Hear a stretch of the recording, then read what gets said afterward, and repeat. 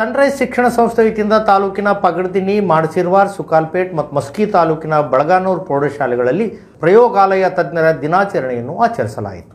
ನೂರಾರು ವಿದ್ಯಾರ್ಥಿಗಳ ರಕ್ತ ಪರೀಕ್ಷೆ, ವಿದ್ಯಾರ್ಥಿಗಳಿಗೆ ಕೈ ತೊಳೆಯುವ ವಿಧಾನ ಹಾಗೂ ಹೃದಯಾಘಾತದ ಸಮಯದಲ್ಲಿ ಅನುಸರಿಸಬೇಕಾದ ಕ್ರಮಗಳ ಕುರಿತು ಸನ್ರೈಸ್ ಶಿಕ್ಷಣ ಸಂಸ್ಥೆ ವಿದ್ಯಾರ್ಥಿಗಳಿಂದ ಜಾಗೃತಿ ಮೂಡಿಸಲಾಯಿತು.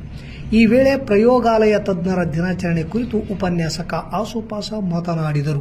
ನಂತರ ಸಂಸ್ಥೆಯ ಅಧ್ಯಕ್ಷ ಇರ್ಫಾನ್ ಕೆ ಮಾತನಾಡಿ, ಪ್ರಯೋಗಾಲಯ ತಜ್ಞರು ಪ್ರತಿ ವರ್ಷ ಜಾಗತಿಕವಾಗಿ 13 ಬಿಲಿಯನ್ಗಿಂತಲೂ ಹೆಚ್ಚು ಪ್ರಯೋಗಾಲಯ ಪರೀಕ್ಷೆಯನ್ನು ನಿರ್ವಹಿಸುತ್ತಾರೆ. ಬರಿಗಣ್ಣಿಗೆ ಕಾಣದ ಸಾವಿರಾರು ರೋಗಕಾರಗಳನ್ನು ಗುರುತಿಸುತ್ತಾರೆ.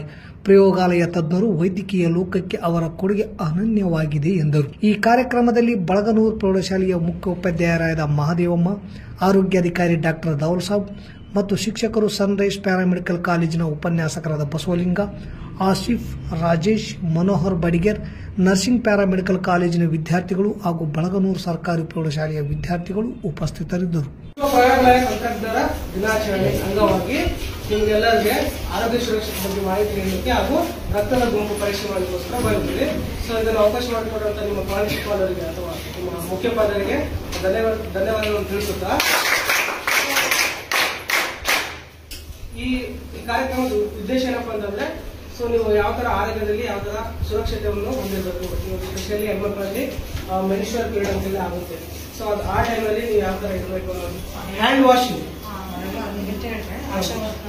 ವಿದ್ಯಾರ್ಥಿಗಳು ಪರೀಕ್ಷೆ ಭಯದಿಂದ ಹೊರಬರಬೇಕು.